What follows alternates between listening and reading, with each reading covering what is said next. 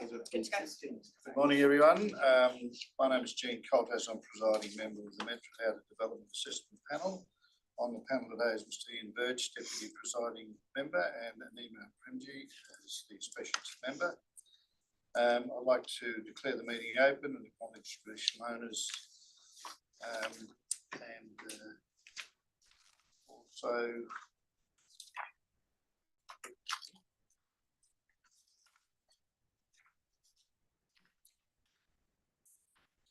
yes, I pay respects to elders past and present of the land on which the meeting is being held. I have apologies from Councillor Lorna Buchan from the City of Rockingham, also Councillor Hancock from the City of Armadale, and members on leave of absence. Four on the agenda is noting the minutes of previous meetings on that website.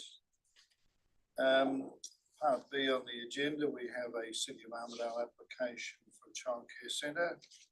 Can I have confirm all panel members have considered all the documentation within Part B of the agenda? Just raise your hands. Thank you. Item 2, disclosures of interest. I have Councillor Hancock has declared an impartiality interest with due to a friendship with one of the applicants, and I've ruled that he cannot participate in the meeting. Next item on the agenda is the Form 1 MODAP application for childcare centre at 357 Skeet Road, Piara Waters. We do have a presenter on this, Mr. Josh Watson from Planning Solutions, and I believe Daniel Panica from Western Environmental is available to answer any questions. Josh, would you like to make your presentation, please? Camera on me, do I? Well, thank you all. You have 5 minutes. So thank you, presiding member, panel members and local government. I'm Josh Watson from Planning Solutions. I'll be speaking in support of the proposed 111 place childcare centre in Skeet Road in Piara Waters. I'm also joined by representatives from Accord Property who are client in relation to this application, as well as Daniel Panica, who is our bushfire consultant, who will all be available to answer any questions that you may have following my presentation today. We are pleased to see this development recommended for approval by the City's officers. We've worked comprehensively with the City's officers during the assessment of the application, even pre-lodgement and also with the design review panel. I think that's quite clear in the positive recommendation to the panel today. And we've worked through a number of design and planning considerations throughout that time. The proposed development is well supported by the necessary traffic, acoustic, bushfire and planning reports to really confirm that it's gone through a comprehensive process.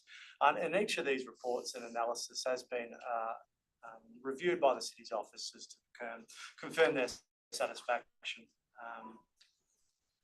In relation to the RAR and the recommended conditions put in front of us today, I've provided a short presentation summary to the panel, and I do recommend just some minor condition changes. And I won't read these verbatim, but we acknowledge all the proposed conditions from the City's officers are fair and reasonable, and what we anticipate for this type of development to fulfil the necessary obligations through to construction and then implementation. So the changes we do request, in short, minor condition changes to condition 5, 7 and 8, which are regarding the acoustic reporting. We just simply allow some minor wording changes to that to allow any further amendments to that reporting that is required at detailed design. If there's some minor changes to plant location or those sorts of things, we just want to have the necessary flexibility in that report that would still need to be further approved by the local government. The next one is removal of condition 10 regarding the alternate location for evacuation point. We've prepared this plan in accordance with the guidelines that support and set out a framework for the preparation of evacuation plans, and this has been done by a level 3 qualified bushfire consultant. So we're confident that this meets those requirements, and the requirement for it to be amended isn't necessary, and we request that condition be changed. If there's any nuances on that, any further information, Daniel's happy to sort of clarify any points following my presentation. Next modification of condition 9 to allow for the evacuation plan to be incorporated with the other bushfire documentation condition to ensure that it applies to the overall development. And then condition 17 to include the signage component as part of the further detail of materials and colours that would follow this development. These changes are very minor and simple, and just allow that necessary flexibility that occurs as part of taking a design through that detailed design to getting these lodged with building permit and then into construction. So to conclude, we're supportive of the proposed development. Thank the officers again, their report's very robust. We've just seen some minor changes to those conditions as outlined in my presentation summary. And I'm quite happy to answer any questions along with our bushfire consultant client. Thank you, Josh. Panel members, do you have any questions of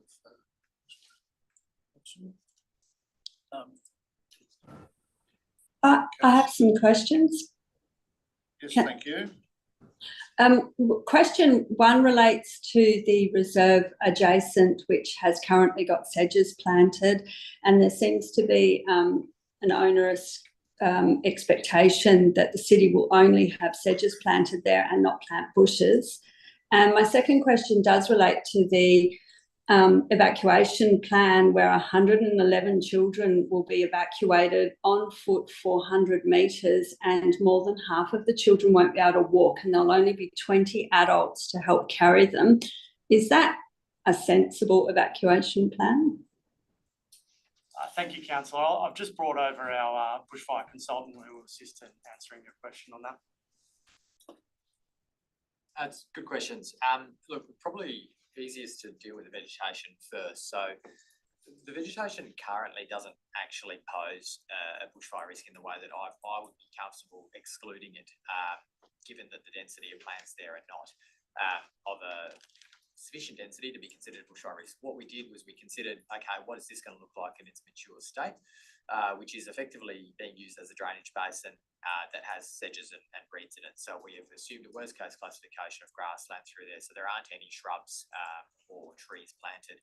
What the city does in the future, I guess, is impossible for us to predict at this point in time. However, there is a presumption on in the bushfire guidelines to consider what mature state would look like based on the current vegetation and what that might grow to. We've got no control over that, but I'd be confident in that this grassland classification overestimates the level of bushfire risk. And if the city were to plant shrubs in there, I would consider that it would be done with the consideration of bushfire risk in mind. On the evacuation strategy, it's an interesting question. The way that the shelter is designed, that the childcare centre is designed, is that it responds to the bushfire risk in that it will be constructed to BAL 29, which is the level of bushfire risk exposed to by the grassland vegetation to the south. Again, I think it's an overestimate, but let's adopt a conservative approach here and go with BAL 29. So the way that the bushfire evacuation guidelines work is that you must identify triggers for early closure. So on the worst possible bushfire fire weather, the childcare centre wouldn't be open, so limiting the need for evacuation during a bushfire event. What happens then is we have to identify a potential off-site location, but I guess the nuance there is that every bushfire scenario is different. It's highly likely that in an evacuation scenario, you would actually remain on site in the building, which has been designed to the BAL to a specific BAL rating. If an evacuation were to take place, I guess what we've identified is that, look, there is a potential to get across the road to the reserve, and yes, that would be on foot, but there'd also be private vehicles that the childcare centre staff have there as well. The other thing is that emergency services would actually coordinate an evacuation for that childcare centre, given that it is a vulnerable land use within the city. So I'd be confident that if there was a need to evacuate 111 kids on, limited notice that it would be able to be done safely in a combination of on foot, private vehicles and fire emergency services as well. Impossible to predict what that is going to look like, but we have, I guess that's why we have a robust approach in our bushfire planning that goes, look, early closure is our first control under certain fire conditions. Then we've got an offsite option if available, other offsite options which emergency services may also designate, and then a shelter that's, childcare centre building that's been designed appropriately to provide a last resort shelter in case that doesn't allow enough time to get offsite. Councillor, you had some other questions? No, thank you. Okay, I just got a question. Who determines that the facility is going to be evacuated? That's emergency services. They'll be on site, assess the situation and then say evacuate. So that's one way. There's also provisions in the emergency evacuation plan that the facility manager can make a preemptive call to evacuate the facility early as well, and liaise with DFAS as a result of that process. Okay, thank you. Yes. Two questions. Have you received feedback from DFAS on your bushfire management plan and evacuation? We have on the bushfire management plan, not on the bushfire emergency evacuation plan. DFAS have acknowledged that one has been prepared, but they don't provide comments on the evacuation plan. That's kind of their approach is that they leave that and assume that it's been prepared in accordance, or note that it should be prepared in accordance with the evacuation guidelines, which it has been. Okay. And the next question I have is development assessment review. The design review panel reviewed the design of the childcare centre. And prior to the submission of the building permit, you've addressed from the feedback the landscaping, the car parking and the lighting and cross ventilation. However, there was quite a few comments regarding the structure of the building, materials, pitch, etc. Have you addressed that in your? Yeah, so from the previous design that was presented to the design review panel to the one that's in front of you now, a lot of the changes were incorporated as part of the design process. In terms of the pitch of the roof, we maintained our position to have that skillion roof and the overall incorporated into the design.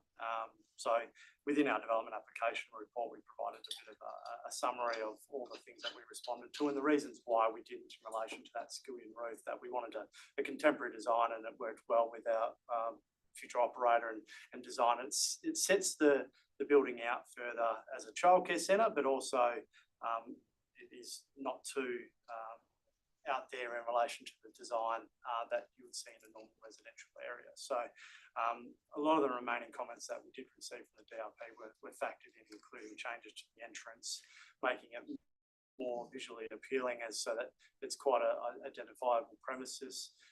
We've actually also provided some concept plans around the landscaping and place-based design, which was some of the other considerations that were considered during the design review process. Thank you. Thank you. Further questions of the presenter? If not, do panel members wish to seek clarification from council staff on any of the issues raised during the presentation? Mr. Birch.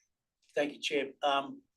Yeah, I'd like to hear the officer's response to the requests from Mr. Watson in relation to conditions. And if it's okay, if necessary, depending on that response, we might need to go back to the proponents and see what they say. Glenn, would you like to respond to the requested changes to conditions? Yes, I can simplify it. We're happy with all the changes bar one, and that is to condition 17, which proposes to include the signage element. Based on the RA report, the city hasn't actually assessed suitability of the signage. What's been provided is indicative only. Generally, when these types of applications come in, we require a separate form under the reg. So clause 63(3) requires like a specific form for additional info that relates to signage. So we would request that signage not be included in that condition, and it requires a separate planning application. The city deals with those quite quickly anyway. We don't normally have many issues with those. So and noting that quite often the applications for signage, they do change. So that's our position.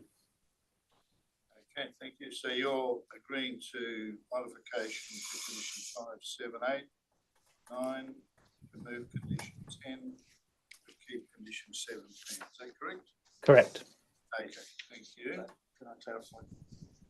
Birds. Or as amended? Happy to leave that in. On condition 17. Is on condition 17, if it is to stay, they have asked for the wording as amended or as amended on the last line. No objections to that one. Okay, thank you.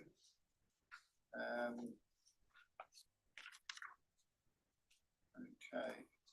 Right, and then everything else, the emergency evacuation plan, you've got to determine that eventually. Are you satisfied with that plan?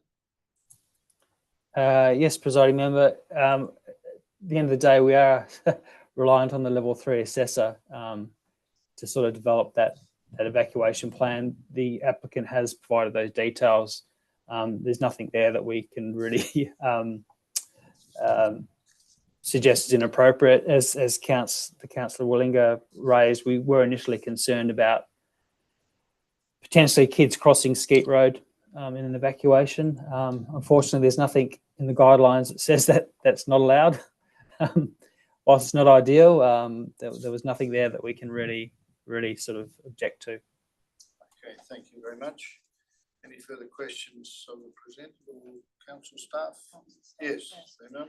Yes, thank you, Glenn. I've got a few questions. Condition 6, you've asked for a management plan. However, there's no time frame there. Are you seeking it for him prior to occupation? Yes, that would be appropriate. Yes, prior to occupation. Yes. Would it be all right? Would you like for the panel to put those wording in prior to occupation? Yes, it's more for the applicant really. If they need that assurance. Yeah. It's just there's no time frame there, so that sort of concerns that should be clarified. So there's no misunderstanding between the applicant. We've got no problem with it being on. And the other one was on condition 10. Well, you just to my query. What is written here is you said upon occupation the beat should be impaired. Is it upon occupation or prior to occupation?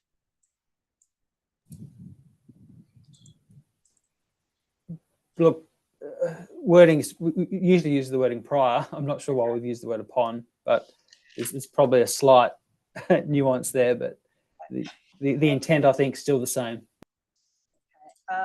The other one was you commented in the report that environmental acoustic assessment, should be implemented, and you've put forward conditions 7 and 8. Are you happy with conditions 7 and 8 addressing the requirements of an environmental acoustic assessment, and you don't require any further clarification on that?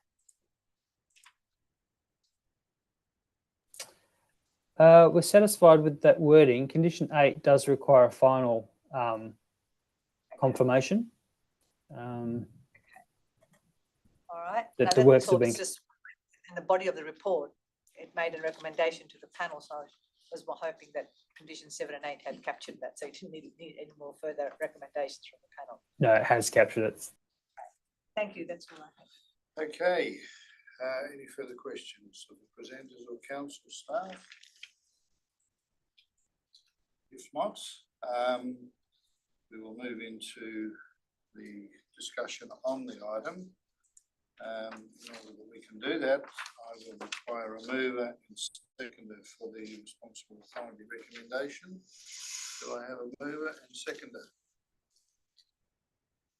Chair. Moved, Ian Birch.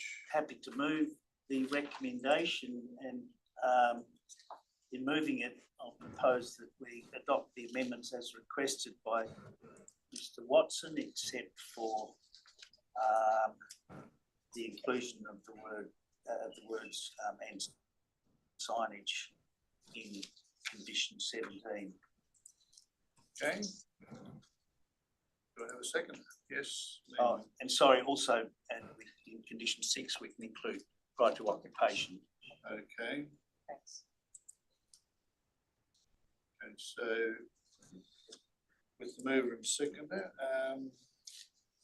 we can make those changes. Mr. Birch, you want to speak to the item, please? Just very briefly, thank you, Chair. Yeah, the application has been thoroughly assessed, and I think all of the necessary issues that need to be addressed with these centres have been addressed and satisfied by the applicant. Just in relation to the request for or as amended, I do have some sympathy for that, because the alternative is you could be trapped in a condition and have to come back with a Form 2 application for something that might be very trivial. So it just allows scope, and it's still to the satisfaction of the city. So they've still got the final say on it. So I think that's a very reasonable request. So yeah, nothing else to say. Okay, thank you. Naomi, you speak to the item, please. Motion. Thank you, presiding member. I have no issues. It's a good development, and I'm sure it'll be welcomed in the neighbourhood. So I support it. Thank you very much. Okay, anyone wish to speak against the motion? Councillor Benega, thank you. Yeah, look, I'm opposed on the bushfire emergency evacuation plan. I would have preferred to have seen item 10 left in there. I really don't think that's adequate. We've seen a lot of bushfires through that area. They come up very quickly. I'm not satisfied with that point.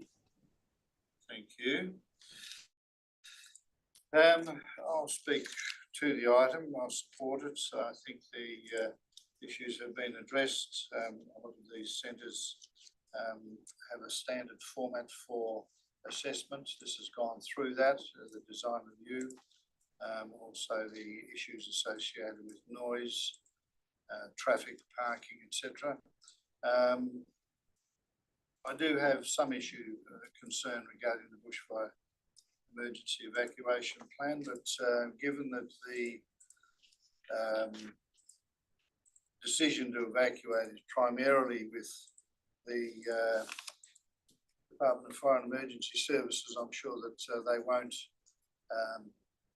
issue an evacuation notice and stand by and watch 100 kids trying to marshal their way through to a park across the road.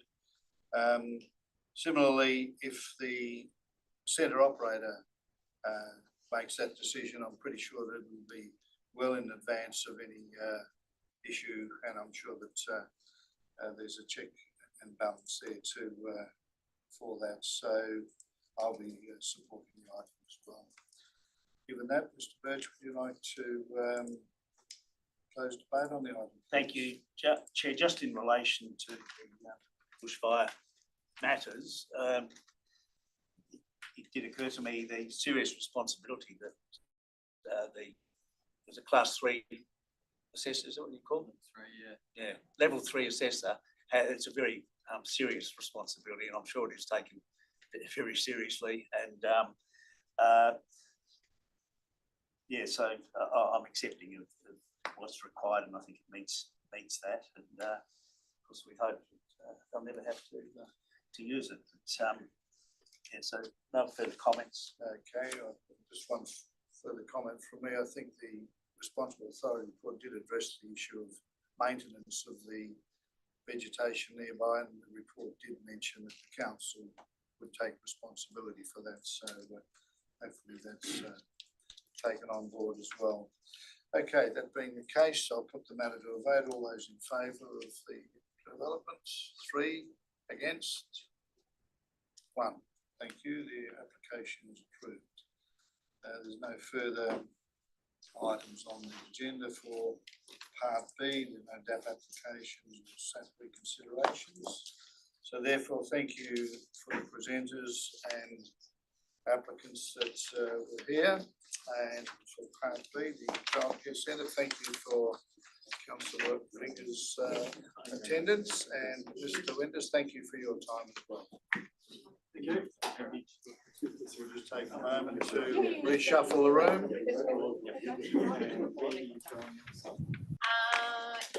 Yes, when I thought I'd seen my last childcare centre. If I pops up, do we speak here or?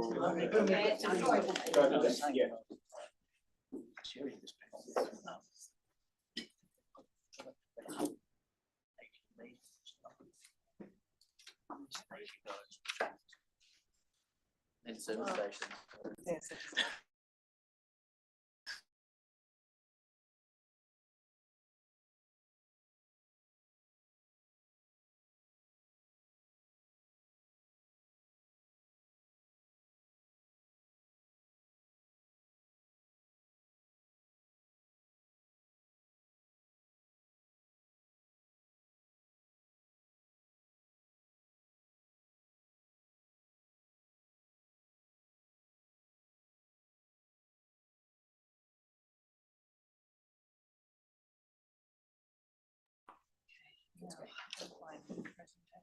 Thank you, everybody. We're now on part C of the agenda, which is the City of Rockingham application at 434 Safety Bay Road for the proposed mixed commercial development.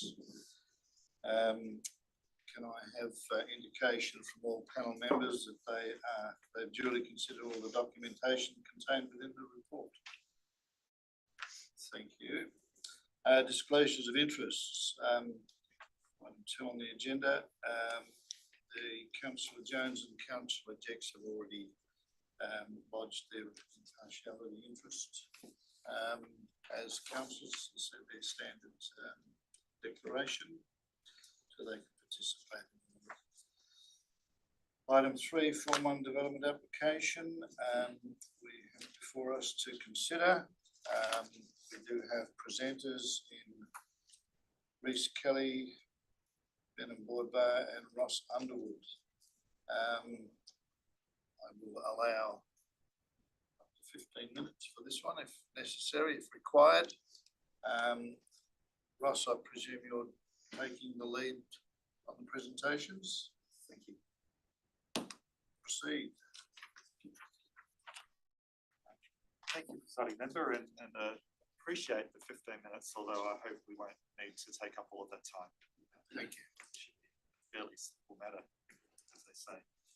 So my name is Ross Underwood, the planning consultant who proposed this application, and I am joined in the room by Reece Kelly, the proponent, his business partner Harry Bray, who is watching online, Ben Boardbar from Transcore, and we also have Matthew Nolan from Lloyd George Acoustics, who are available to answer questions. Now, as DAP members will be aware, this matter did go to the DAP in January, where it was deferred for 5 reasons. And since that time, we've done a lot of work to resolve and respond to those 5 reasons. Benham, who will follow after me, will address reasons 1, 3 and 5 that relate more to the traffic and parking and pedestrian access matters.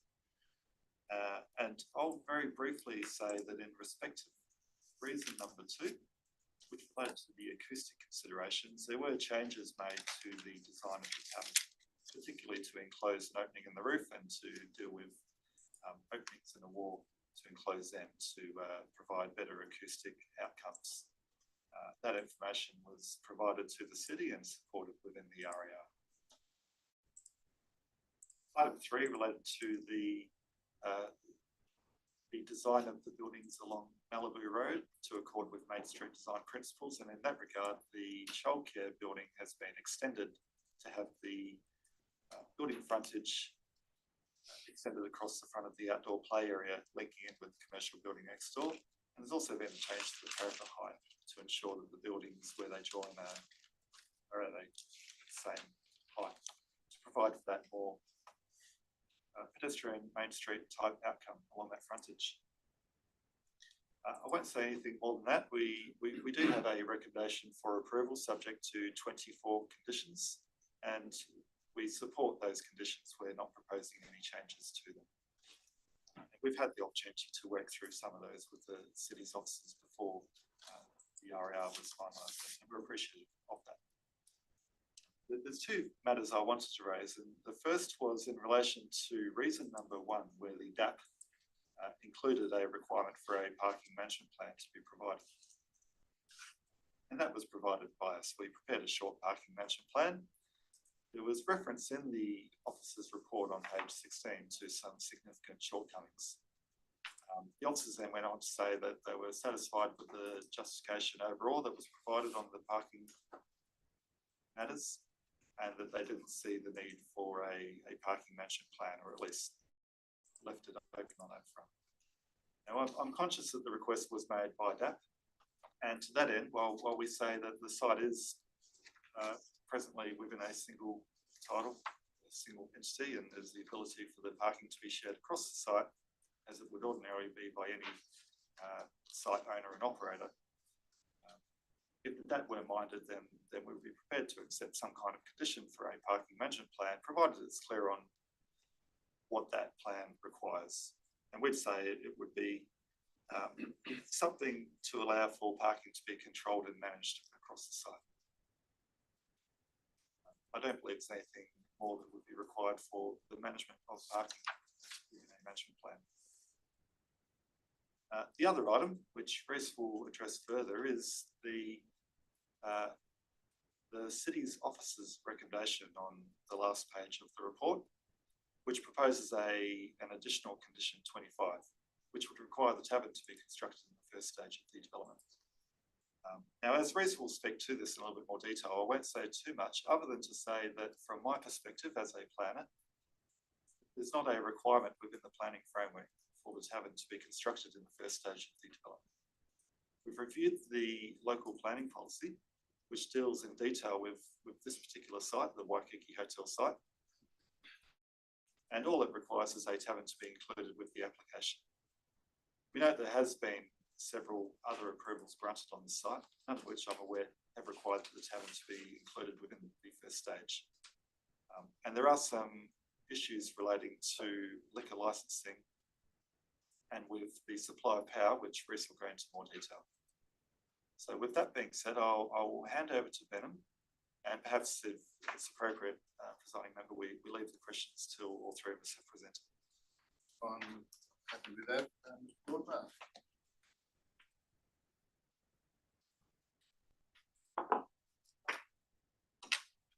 To us, good morning, presiding member, panel member, and officers. I will be speaking in support of the officer's recommendation. And at the outset, I would like to express the applicant's thanks to the city's officers who work with us very closely since January, so that all the remaining items are addressed to their satisfaction. The items, as Ross mentioned, were the traffic, the pedestrian crossing and parking, that I will very briefly speak to. The traffic items we discussed with city's traffic officer, and we agreed on a course of action, and we addressed and provided additional traffic analysis, which was to the city's satisfaction. With respect to the pedestrian crossing connecting the subject site to the foreshore, the applicant has agreed to basically fund that crossing as part of this project. And once again, we liaise with city to develop a concept which is to their satisfaction. So that's all I would say on that. With respect to the parking, we went through a very comprehensive yet robust methodology to investigate the parking demand for this development. As part of that process, we focus on each land use within the development and establish that when the peak of that land use may occur with respect to the parking demand, and then establish that cumulative parking demand during a critical peak, considering all the individual land uses. And as part of that overall process, we also looked at a similar tavern, and we undertook some parking utilization surveys during a Friday night and a Saturday night at that tavern. And we also observed that how patronage to that tavern occurs in terms of whether people drive their cars and park, and people who get dropped off either by Uber and taxis or other means, or people who simply walk. And we established those patterns. We also looked at the utilization of the foreshore car park during, again, a Friday and Saturday, which both the foreshore parking is arguably at its peak, as well as the demand at parking within the center is at peak. Based on our methodology, we don't believe we need to rely on the foreshore parking, but it is a substantial public parking available across the road, and we are providing that pedestrian crossing facility that during some special circumstances, extreme peak situations, that foreshore car park can be used as an overflow parking. We believe that there is adequate parking provided across the site, and which the methodology has demonstrated, and the city's officers has agreed with the process, the methodology, and our conclusions. So again, that's all I wanted to say on the parking matter, to provide you with a brief overview. Thank you, Benham. We'll hold off questions until later. Thank you. Next presenter, please, Mr. Thank you, Chair. Thank you. Sorry, Rhys. That's right. Thank you, Chair, and members, for the opportunity to do a deputation today in support of the application before you. I just want to reiterate what both Benham and Ross have said in relation to thanking the council staff for working with us since January in a collaborative manner to get to the position that we are here today, with a recommendation of support from both the council staff and also the Planning and Services Development Committee that it went to. As Ross pointed out, I just wish to talk about the proposed condition 25 that was originally put forward by the council staff, requiring the tavern to be built as part of stage 1. We have predominantly leased the balance of the development, and we have a publican who is well established in the metropolitan area for the pub. As we all know, that the council is the planning approval, and JDAP is for the tavern. They're not the approval agency for liquor licence. Liquor licence can't be approved until such time as a development application has been approved. And we know that this can take up to 12 months post a development application. The other issue that we may seek as a result of any liquor licence is the liquor licence conditions may require an amendment to the tavern. We may have to come back and say designs had to change because we've been imposed conditions from a liquor licence that's actually resulted in floor area or something else changing. So that is one matter. The second matter that was raised by Ross is the provision of power. Currently, there is a transformer on site next to the childcare centre. That transformer has a capacity upgraded to service the commercial development fronting Malibu Road. The engineering advice we have is that we will need a separate power supply for the tavern, which is another transformer. Currently, Western Power is taking anywhere up to 2 years to provide provision of services. This is well publicised at the moment, and there's still a hangover from COVID, as they keep saying. What we can do in that regard is, once we lodge an application, it's generally now 12 months for them to actually go through the design phase to actually say that we can approve it. So we would have at least a 12-month delay before we can say we can start construction with some certainty. We can actually get power when we can get power. So as I mentioned, though, we have got predominantly the balance of the site leased to a childcare operator, a local restaurant operator, pharmacy, medical, physio, and others. Those smaller businesses have all got sunset dates for their agreements for us. They are small businesses, they are local businesses. If they are to wait up to 2 years for us to start development till we have some certainty around the actual ability to start construction of the tavern, they will leave. They will look at other opportunities. There are other opportunities in the Shire of Rockingham, City of Rockingham, that they would move to. without those other tenants, the development's not feasible. We can't just start with a pub. Therefore, the reason we've requested that the condition be removed is so we can actually get started, and then we'll get going with the pub as soon as we can, once we've actually achieved a liquor licence and some certainty around servicing of that specific building. So that's the reason why we requested that the condition 25 be removed from the council staff's recommendation, which was then accepted by the Planning and Services Committee, and they removed it, and therefore the RAR you have before you does not include that condition. Once again, I'd like to thank the council staff and thank you for the opportunity to talk in support of the application today. Thank you very much. Thank you. Panel members, do you have any questions of the presenters individually or collectively? I may. Simon? Yes, Councillor Jones. Through to the owner, Reece. Just in regard to parcel 4, which is directly east of the proposed tavern, just long-term sort of use of that land. Do you have any, or are you looking at subdividing the property? And so I guess that would go into that traffic side of thing as well. If it was subdivided, we'd have to relook at how the traffic is managed and car park. So what we actually did, so there's potential to subdivide that into a future use. So the acoustic report talks to the future use of that site and how it can be developed so that it's compliant with the tavern noise. The other matter that we have done, which we discussed with council, is we looked at what a possible development would be on there.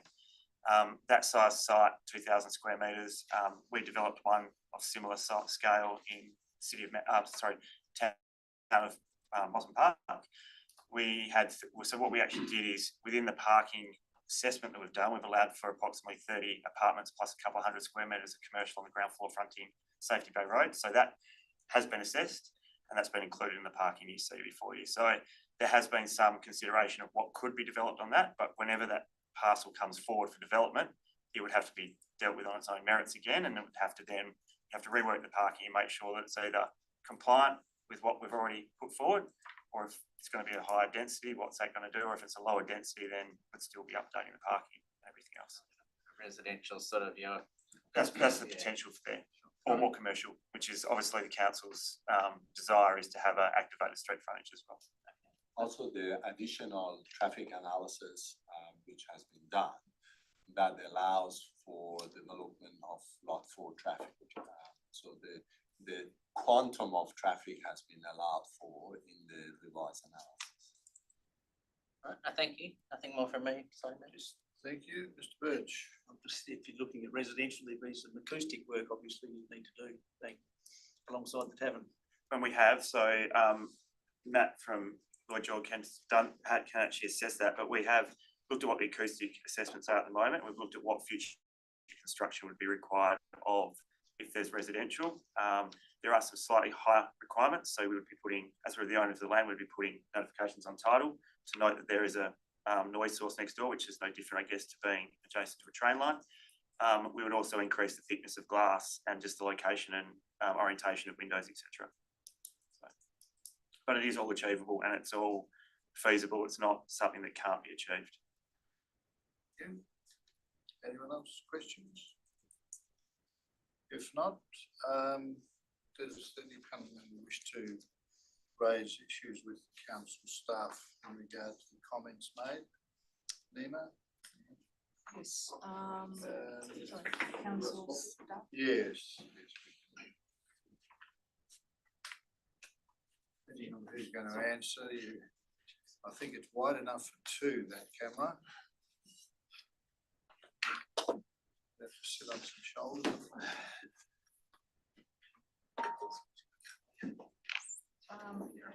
My first, I mean, I've read your reasoning behind adding of condition 25.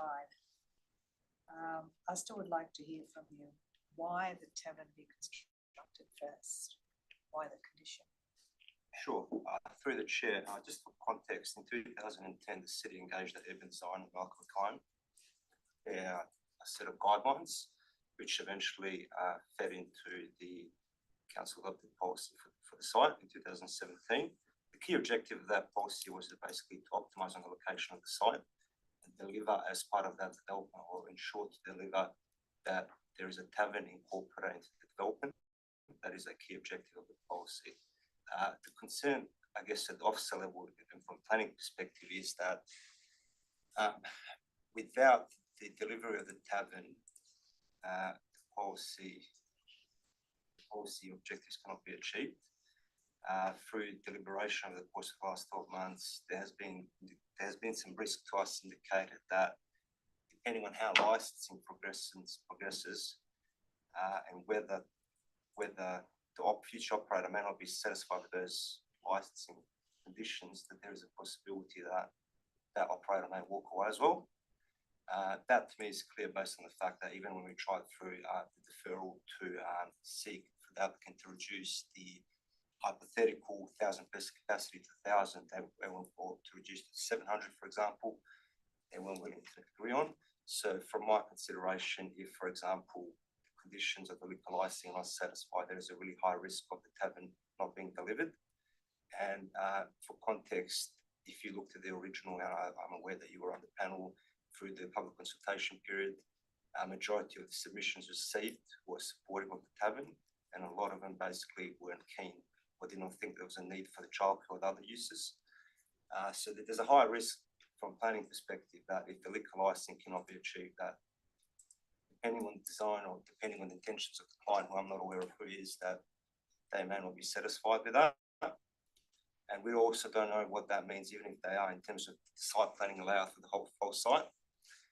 So for us, I mean, if there's another way where we can ensure that the tavern can be delivered in the first or second stage, but it is delivered, that would probably satisfy us. But basically taking out that condition and leaving it to other third-party license approvals is not sufficient from a planning perspective. That's pretty much, I guess, on that question. The next one is just a small point, but on condition 24, number 2. Yep. Got over there, operations are restricted between 6:30 a.m. and 6:30 p.m. Monday to Friday, with up to 4 days open in the weekends for open days. Is that 4 days open per month, per annum? What? If I could respond to that, that's probably a question that's more appropriately directed to the applicant.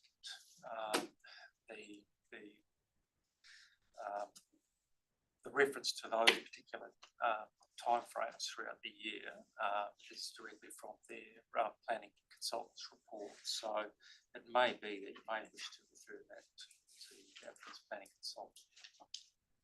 Yes. It would be 4 days per annum, 5 open days. Okay. Thank you, very much. That's all I have. Thank you. Okay. Any other question of the presenters or the council staff? So just clarifying that the 24.2 should read with up to 4 days per annum open on weekends for open days, something like that. We're happy with that. Mr. Chair. All right. Well, if there's no further questions of the presenters or council staff, I'd like to move on to the report and the recommendation for approval. We can do that. Can I have a mover and seconder, please? Moved, Councillor Jones. Seconded.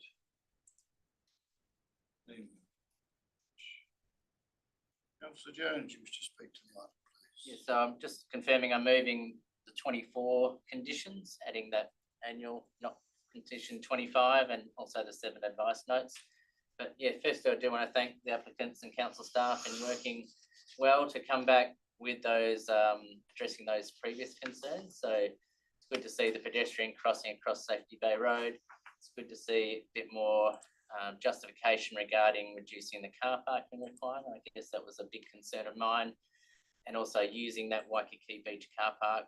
I mean, if there is a need in the future, there is also that parcel 4 as well, which is still open, or even if there's a redesign required for the tavern building itself, I think there's some flexibility there. And also just, yeah, that Main Street for Malibu Road, the readjusting of that, and also just the redesign, I think, for the rear boundary with the separation of the childcare centre to the existing residences with the interface there. So from our point of view, yeah, really, we're wanting the development to proceed. It's been a vacant site for many years, and there is certainly a high desire from the community to see, you know, a quality development happen sooner than later. So we're definitely supportive of the application, and yeah, we thank you for all those involved. Thank you, Nina. If you'd like to speak to the item, Yes. just confirming that you're satisfied that you're moving just to 24 conditions and 24 having that changed made to. Yes. So the second mover that. and second and having, okay, you may speak to the item, please. Thank you. First of all, thank you for the applicants and the Shire officers in addressing the concerns that were first put in as reasons for refusal in the first application. A lot of work has gone through it, you can see that. And also, given the amount of work that has been carried out with regard to addressing the car parking issues, I completely understand the Shire, the officer recommendation not including the parking management plan as such. It seems to have been addressed very, very well. And look forward to it. So thank you very much, and congratulations to the Shire and the applicants for working together. Thank you. Any other panel members wish to speak to the item? Yes, councillor. Yes, look, I concur with what Councillor Jones has said. I must admit though, when this first came to council, there was a lot of shortcomings. There was a lot that needed to be addressed, and I was pleased when it came back again, a lot of that was addressed.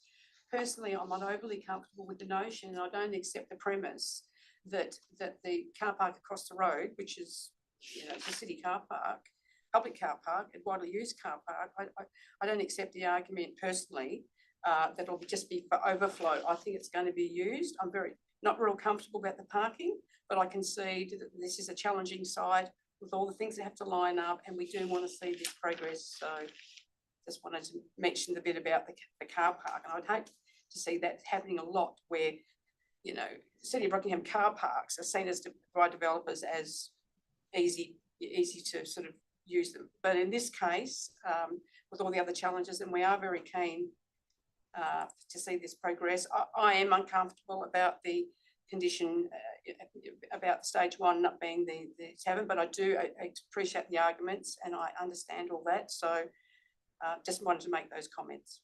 Thanks. Thank you, councillor. Mr. Birch, you want to speak to that? Thank you, Chair. Yeah, I'm supporting the recommendation as put forward. Obviously been very thoroughly assessed and issues raised, and they've now been addressed. Condition 25 that was proposed by the officers, I really can't see how that can be sustainable, because I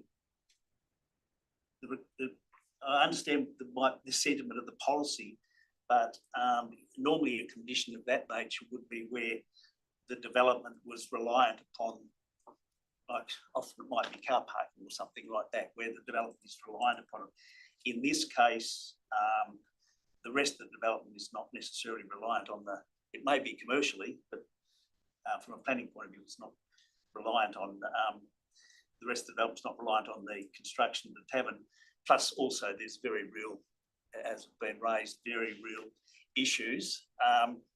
I'm involved in a voluntary service organisation, and we support a local high school, and I went to the opening of their performance centre, their new performing arts centre, which was finished 2 years ago.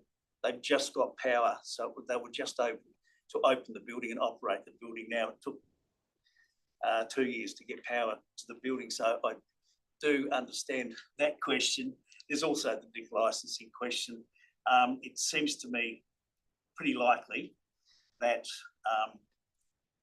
the tavern is an important part, and we'll see it. But yeah, I don't see how a condition like this can ensure that all those other practical realities and commercial realities can ensure that the tavern will be there.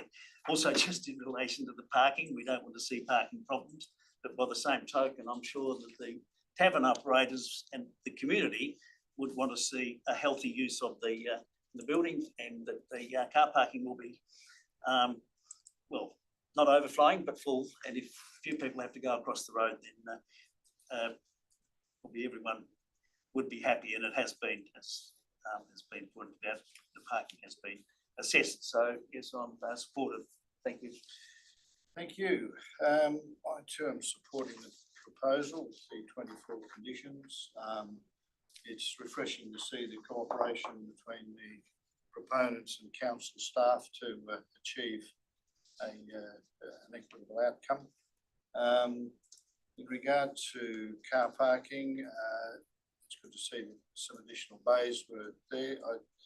I know we discussed at length the pedestrian crossing in front of the tavern and the council car park across the road, I don't think there's any way we can stop people parking on the council car park, going to the beach and then walking across to have a meal or something. So they're actually the type of people that the local people and visitors to the area that want to be encouraged to come into the local area.